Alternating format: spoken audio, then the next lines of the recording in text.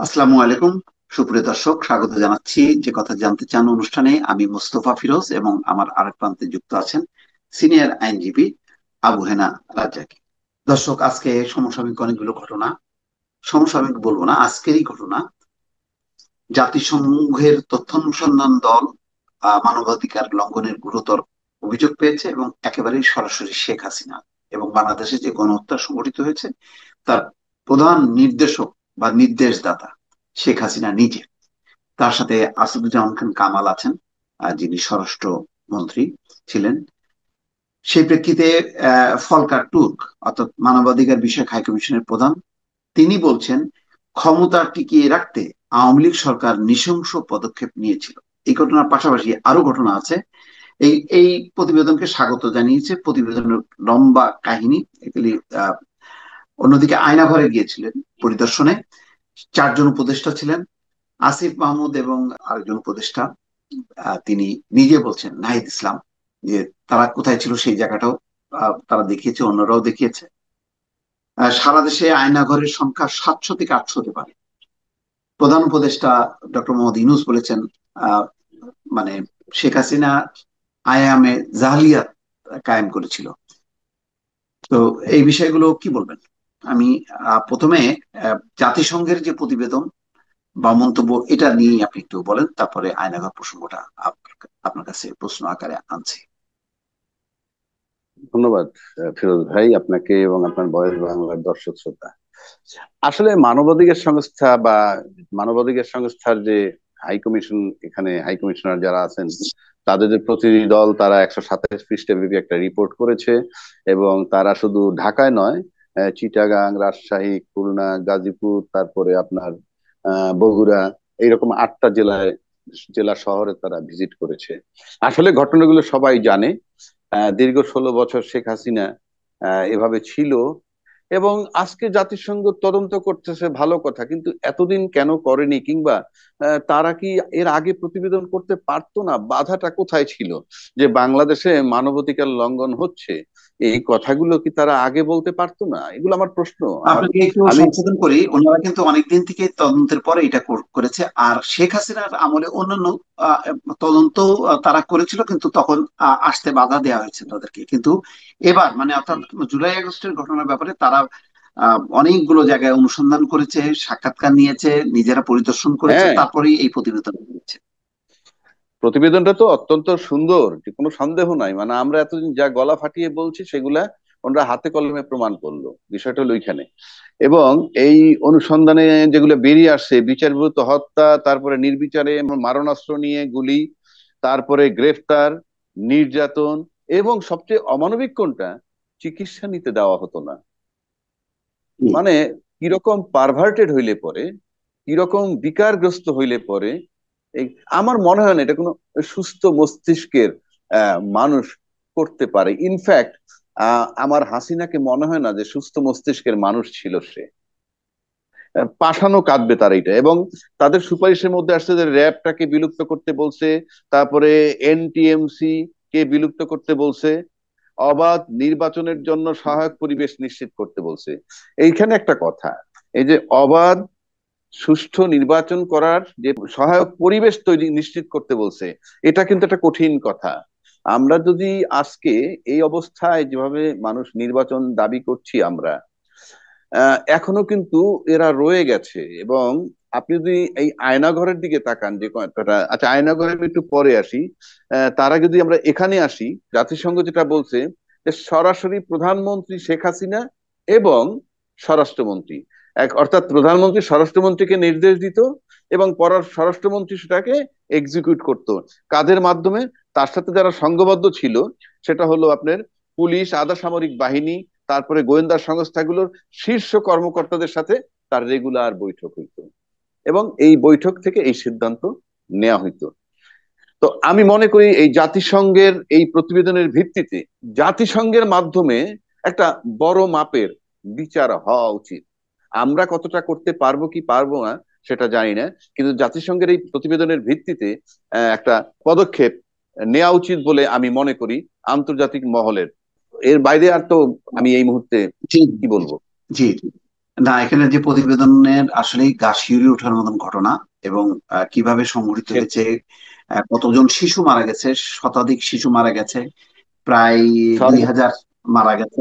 এবং একটা কথা কিন্তু বলেছেন যে এখানে শুধুমাত্র আওয়ামী লীগ এবং পুলিশ, আহ, তাদেরকে চিহ্নিত করা হচ্ছে, কিন্তু অনেকগুলো সংস্থার ইনভলভমেন্ট আছে, সবাইকে আইনের আওতায় আনা হয়নি।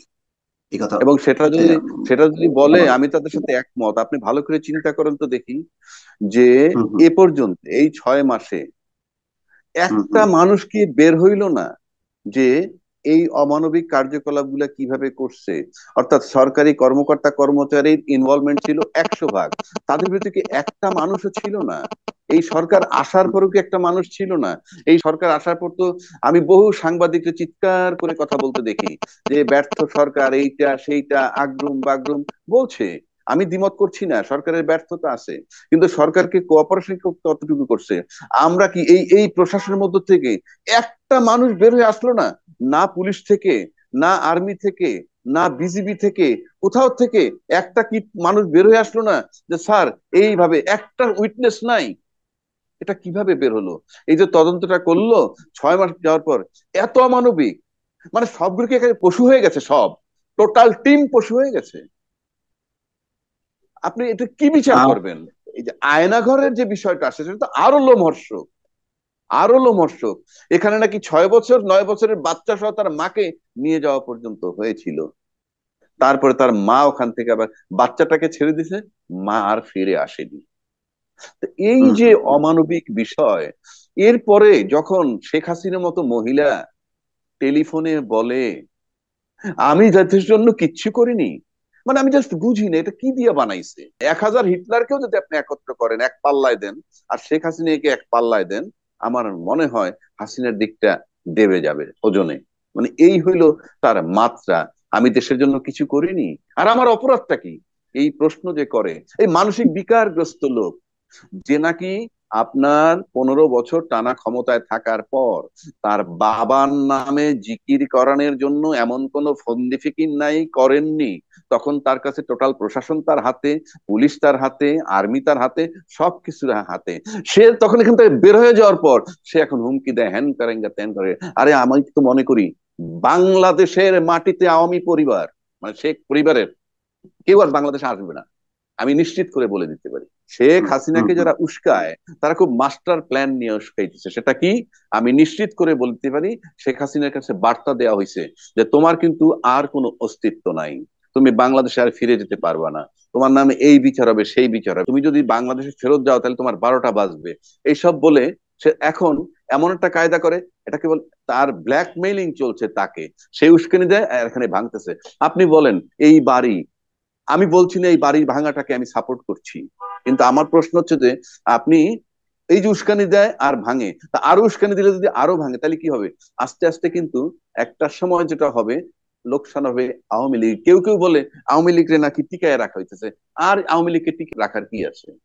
কি আছে টিকার, টিকানের? যার কাছে 16 বছর সব থাকার পর যাকে পালিয়ে যেতে হয়, সে আবার ব্যাক করবে কিভাবে? একটা মাত্র কাজ সে করতে পারে বাংলাদেশে, ধ্বংসাত্মক কিছু কাজ করতে পারে। এটা হলো এরকম স্যাডিস্টের ক্যারেক্টার। আমরা হরতালের সময় দেখছি উৎসুক জনতা একটা গাড়ির গ্লাস ভেঙে গাড়ি চালায় যাও, স্যাডিস্ট। কারণ এখন তার জ্বলতেছে, কারণ এখানে যারে জেল দিবে সে এখন তার বিচার করতেছে, এগুলো তার সহ্য হচ্ছে না। সুতরাং এইখানে তাকে যারাই উস্কানি দেয় তারা চায় যে এই দেশটা অস্থিতিশীল থাকুক এবং এই দেশ পিছিয়ে পড়ুক, এটাই চায়। এবং এবং এটার কোনো অপশন নাই, তারা করবেই, এটা মরিয়া হয়ে গেছে, আর কিচ্ছু না। সিম্পলি হুম বাংলাদেশের মাটিতে আওয়ামী লীগ আর কখনো দাঁড়াবে না। ও যত কথাই বলুক, যদি এতই দাঁড়াইতে পারতো তাহলে আপনি গর্ত দিয়ে ফুসকি দেন কেন? কাম আউট, 90 ভাগ পুলিশ আপনাদের। রাইট। একটা জিনিস দেখলাম যে সোশ্যাল মিডিয়াতে ঠাট্টা করে একজন লিখেছে, কিন্তু এটা একটা বাস্তবতা আছে, সত্য। সেটা হলো যে পৃথিবীতে তিনটা খুব কঠিন জিনিস: একটা হলো পিঁপড়াকে গোসল করানো, হাতিকে কোলে নেয়া, আর একটা হচ্ছে শেখ হাসিনাকে বোঝানো যে আমার কি অপরাধ। এই তিনটা হলো হ্যাঁ, খুব কঠিন জিনিস। আচ্ছা, হ্যাঁ, খুব আর একটা কঠিন। বিষয়, আয়নাঘর। জাতিসংঘের আর এই প্রতিবেদনের একটা সুপারিশে বলা হচ্ছে যে নির্বাচন নিরপেক্ষ করতে হবে মানবাধিকার সমুন্নত রাখার জন্য। আর একটা হচ্ছে যে কোনো রাজনৈতিক দলকে নিষিদ্ধ করা যাবে না। আপনি কি বলবেন? দেখুন, রাজনৈতিক দলকে নিষিদ্ধ করা যাবে না কি করা যাবে সেটা বড় কথা না, আমি রাজনীতি করি না।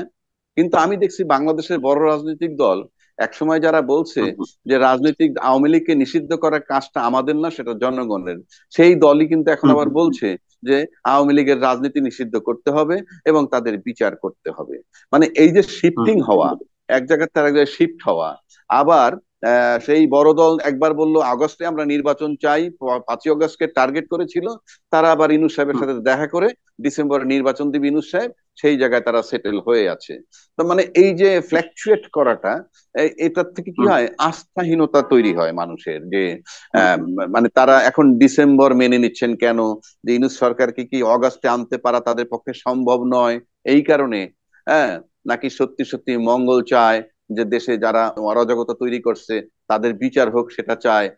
তাহলে একদিকে আসিফ নজরুল সাহেব যেমন বলছে আগে আগামী অক্টোবর নাগাদ 3-4টা বিচার হয়ে হুম, যেতে পারে, তো সবকিছু হুম, মিলে হুম, হুম, এগুলা পজিটিভ দিক আছে, যদি তারা এই অর্থে করে থাকে হুম, তাহলে ঠিক আছে। কিন্তু এই যদি সকালবেলা শিফট করে, যেমন অগাস্টে নির্বাচন চাওয়ার পর যদি ডিসেম্বর পর্যন্ত যায়, আবার ডিসেম্বরের পরে গিয়ে যদি বলে ইউনূস সাহেব যে না আরেকটু সময় লাগবে, আমি ঠিক বুঝতে পারতেছি না। আমার কাছে মনে হয় কি, সবাই কেমন যেন একটা ইনডিসিশনে ভুগতেছে, মানে কোনখান থেকে শুরু করবে, কোথায় গিয়ে শেষ হবে। যেমন ধরেন এই যে আয়নাগর, আজকে যে ইউনূস সাহেব পরিদর্শন করলেন, আয়নাগর থেকে যে জিনিসগুলা বেরোয় আসলো, হ্যাঁ, এটা তো আয়নাগর বলতে আমরা যা শুনেছি, ইনফ্যাক্ট কিছুই নাই সেখানে। ইউনূস সাহেব যেমন বাইরে সংস্কার করতেছেন, আয়নাগরের সংস্কার হয়ে গেছে ইতিমধ্যে, বরং ইউনূস সাহেবের আগে আয়নাগরের সংস্কার হয়ে গেছে তাড়াতাড়ি। বিকজ আমরা ছবিগুলো দেখেছি, সেখানে তাজা রং বোঝা যায়, যে হোয়াইট ওয়াশ করুক বা কালার দিছে এটা বোঝা যায়। প্লাস ওয়াল ভেঙেছে, আমি ছবিতে একটা চেয়ার দেখলাম যেটা ইলেকট্রিক শক দেওয়া হইতো। তারপরে আপনার 1400 লোক নাকি অলরেডি মারা গেছে এখানে। তারপরে এখানে কি হয়েছে, এটাকে আইএমএ জালিয়াতের সাথে তুলনা করছেন আমাদের প্রফেসর ইউনূস সাহেব। এটা হলো খারাপ টু দ্য এক্সট্রিম। বাংলাদেশ এর চেয়ে খারাপ আর হবে না। এখন আসেন, এই আয়নাঘর যেটা বের করলো, আমি পরিষ্কার ভাষায় আপনাকে বলতে পারি, সোজা হয়ে দাঁড়ানো যেত না যে আয়নাঘরে, আমরা শুনেছি। তারপরে এক কাঠ হয়ে শুইতে শুইতে হইতো। কিন্তু যেটা দেখাইলো, আপনার যে 3টা জায়গা দেখাইলো, কচু ক্ষেত, তারপরে উত্তরা, এটা যদি আয়নাগরের চেহারা হয়, তাহলে তো যে আয়নাগর আমরা শুনছি তার তুলনায় এটা অনেক ভালো। তাহলে কিলো মিথ্যা ছিল? আমি আবারও বলছি, আয়নাগর সংস্কার হয়ে গেছে। এখন ইউনূস সরকারের সবচেয়ে আগে উচিত, আয়নাগর সংস্কার করলো কারা, তাদের একটা বিচার হওয়া খুবই জরুরি। আপনি এটাকে আলামত বলে না, এটা যদি আলামত হয় যে কেউ দেখে বলবে না ইট ইজ ভেরি বিউটিফুল। কিন্তু আমরা আরমান নামে একটা ছেলে ব্যারিস্টার বেরোয় আসছে, তার বিবরণ শুনছি, জবানবন্দি শুনছি। আমরা মেজর ব্রিগেডিয়ার আজমির বিবরণ আমরা শুনেছি। তো এগুলা যদি সাথে মিলাই তাহলে এটা হয় না। সবচেয়ে খারাপ লাগে সহকর্মী আজমি, তাকে যখন আয়না ঘরে রাখছে, তার সহকর্মীরা যারা আর্মিতে ছিল তারা কি জানতো না? একটা মানুষের বিবেক কত খারাপ হতে পারে। সবাই আমরা একচেটিয়া শেখ হাসিনার দোষ দিয়ে বসে আছি, আমার বিবেকটা কোথায় ছিল? একটা ব্রিগেডিয়ার, সে গোলাম আজমের রাইট। পোলা না কালাচরের পোলা, দ্যাট ইজ ইমেটেরিয়াল। আর্মি তাকে ব্রিগেডিয়ার পর্যন্ত বানিয়েছে, আর্মি রাষ্ট্রের তাকে ব্রিগেডিয়ার। অর্থ, হ্যাঁ। হ্যাঁ, তো রাষ্ট্রের অর্থে একজন সামরিক অফিসারকে এই পর্যায়ে নেওয়ার সেই পরে তাকে আয়না ঘরে ঢুকে রাখলো। হ্যাঁ। তাকে আয়নাঘরে নিয়ে কাউকে টাচ করলো না, কাউকে স্পর্শ করলো না। আমরা নির্বাচনে যদি চিৎকার করি, সমস্ত রাজনীতিবিদ যদি একসাথে আয়নাঘরে ঢুকিয়ে দেয়, কি করবে হুম, হুম, হুম, রাজনীতিবিদরা? কি হুম, করবে হুম, কি? হুম, হুম, আজকে যারা নির্বাচন চাইতেছেন, হুম, যারা অগাস্টে চাইলেন, আমি জি। তো সাপোর্ট করি যে ইউনূস সাহেব ব্যর্থ। আপনারা হুম, সবাই হুম, বলেন, আমিও বলি ব্যর্থ। হুম, হুম, তাহলে আপনারা সবল, তাহলে আপনার দাবি করে নির্বাচনটা কেন অগাস্টে নিতে পারেন না? What is the meaning hmm, of hmm, it? আমি নির্বাচন করলে বিজয় সুনিশ্চিত, সেই নির্বাচন আমি ছাড়বো কেন? আমি ইউনূস সাহেবের কথায় আমি ডিসেম্বর পর্যন্ত যাব কেন? এটা দিয়ে কি তার হুম, হুম, স্ট্রেংথ প্রমাণ হচ্ছে, যে কার স্ট্রেংথ বেশি? যার সিদ্ধান্ত মেনে নিতে হবে তার স্ট্রেংথই তো বেশি আমার কাছে মনে হয়। তা না হলে আমি যদি রাজনৈতিক দল হিসাবে বলি, তাহলে তো আমি অবশ্যই আমার নির্বাচন আদায় করে ফেলবো। সংস্কার করতে এতদিন লাগে না, ফেব্রুয়ারি মার্চ এপ্রিলের মধ্যে সংস্কার হয় না, অগস্টের মধ্যে নির্বাচন, সেইখানে থাকতে হবে। কিন্তু না, আমরা দেখছি টাইম টু টাইম আমরা শিফট করতেছি।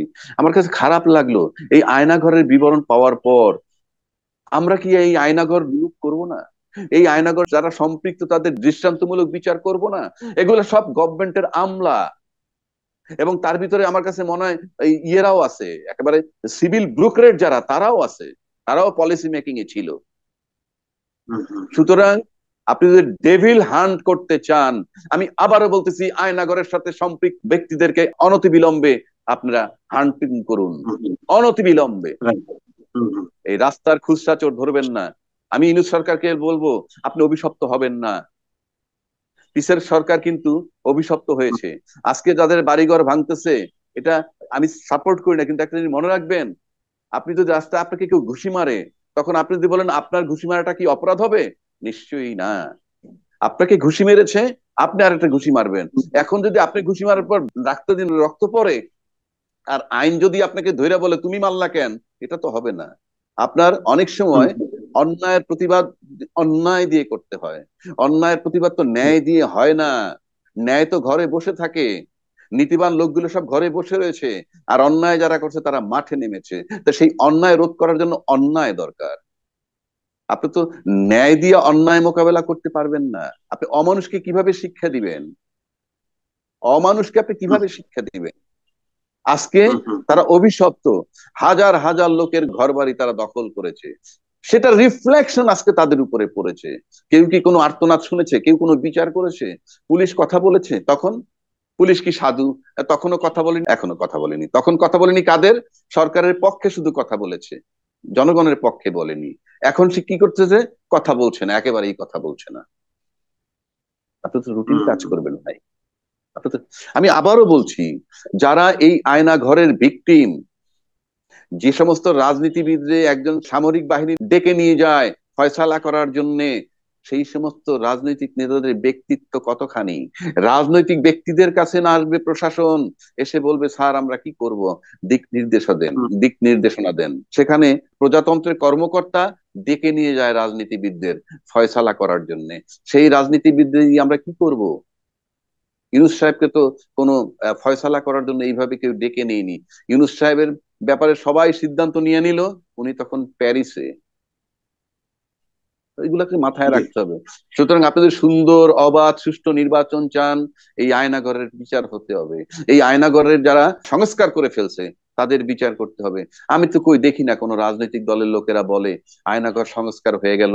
এটাও তো বলতে পারে হুম, আয়নাঘর সংস্কার হয়ে গেল, আপনি সরকার এখনো সংবিধান সংস্কার করে ফেলতে পারলেন না, হুম, হুম, আপনি হুম, এখনো হুম, হুম, সংস্কার করতে পারলেন না, কিন্তু আয়নাঘর সংস্কার হয়ে গেল। আজকে দেখলাম বিডিআররা চাকরির দাবিতে সচিবালয় ঘেরাও করতেছে। ভালো কথা, তাদের প্রতি অন্যায় হয়েছে, অবিচার হয়েছে। আমরা যারা বাড়িঘর ভাঙচুর করার পর কথা বলে, অনেকেই বলে এটা অন্যায়, এটা ভাঙচুর করা ঠিক না, আমি একমত, দ্বিমত করছি না। কিন্তু কিন্তু বিডিআর যখন চাকরি চাইতে গেল, তখনও তো রাজনীতিবিদদের বলা উচিত, উনি তো নির্বাচিত সরকার না, উনি আপনাকে কেমনে চাকরি দিবে? আপনার নির্বাচিত সরকারের জন্য চাপ দেন, তারপরে আমরা দেখব। কই, সেটা তো কেউ বলে না। সরকারকে চাপে রাখবেন, সরকারকে বিচার করতে বলবেন, সংস্কার করতে বলবেন, আয়নাঘর দেখতে বলবেন, আবার পরক্ষণে চাপ দিবেন। আমার সন্দেহ হয় আমরা নির্বাচন আদৌ দেখবো কিনা। আমার সন্দেহ হয়, কেউ আমাকে ব্যাখ্যা চাইলে আমি জি। দিতে পারবো। অনেক ধন্যবাদ রাজাকি ভাই। দর্শক শুনছিলেন একেবারেই আজকেরই দুটি গুরুত্বপূর্ণ ঘটনা, যেটা হচ্ছে জাতিসংঘের মানবাধিকার বিষয়ক কমিশন, তারা একটা বিস্তারিত প্রতিবেদন দিয়েছে।